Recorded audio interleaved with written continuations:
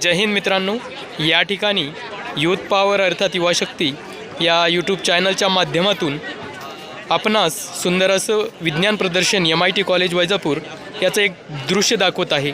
तर चला बघूया या मुलाने कोणत्या शाळेचं आहे आणि काय बनवलेलं आहे। तर तुझं नाव काय आहे? माझं नाव कौशिक शेळके. शाळेचं नाव? जिल्हा परिषद प्राथमिक शाळा शिवराई. तू काय बनवलेलं आहे? माझा एरोप्लेन सेफ्टी कॉन्सेप्ट आहे. छान। आणि हे बनवण्यासाठी तू काय कृती केली ते सांग बरं।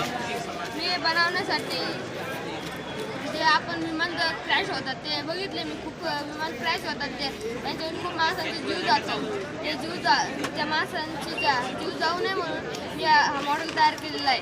ज्यावेळेस आपलं विमान वरती जातं, बरोबर, ज्यावेळेस विमान आपलं वरती गेलं त्यावेळेस विमान जाऊन क्रॅश होतं. आपलं ज्यावेळेस क्रॅश झालं त्यावेळेस हा आपला पार्ट साईडला येतो. हा पार्ट साईडला आलं हा दुसरीकडे क्रॅश होईल व याच्यात प्रवासी असेल, प्रवासी व पायलट सर्वांचा जीव सुरक्षित असतो याच्यामध्ये. त्यावेळेस खाली येतं ते पाण्यावर पण लँड होऊ शकतं किंवा जमिनीवर पण लँड होऊ शकतं. त्याला याच्यावर खाली येतं त्यावेळेस याची पॅराशूट निघाले.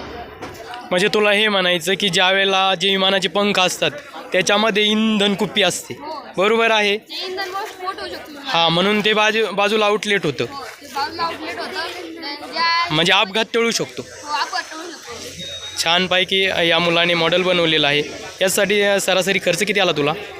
मला यासाठी सरासरी खर्च 20 रुपये खर्च आलेला आहे. छान। म्हणजे तुझ्या डोक्यातलं जे मॉडेलची कल्पना आहे भविष्यात खूप उपयोगाची आहे आणि भविष्यासाठी उपयोगाची असल्यामुळं आपण बघू शकता मित्रांनो, यूथ पॉवर अर्थात युवा शक्ती म्हणजे उद्याचं जे भविष्य आहे अत्यंत चांगलं विचार करणारं घडत आहे। याबद्दल या प्रदर्शनात या विद्यार्थ्याने या युवा पिढीने भाग घेऊन आपलं भविष्य उज्ज्वल करण्यासाठी सुंदर अशा पद्धतीने हे दृश्य दाखवण्याचा प्रयत्न केला आणि माहिती सांगितली, त्याबद्दल त्याचं खूप अभिनंदन। आणि पुन्हा एकदा तुझं नाव आणि शाळेचं नाव सांग। माझं नाव कौशिक सुनील शेळके, शाळेचं नाव जिल्हा परिषद प्राथमिक शाळा. छान।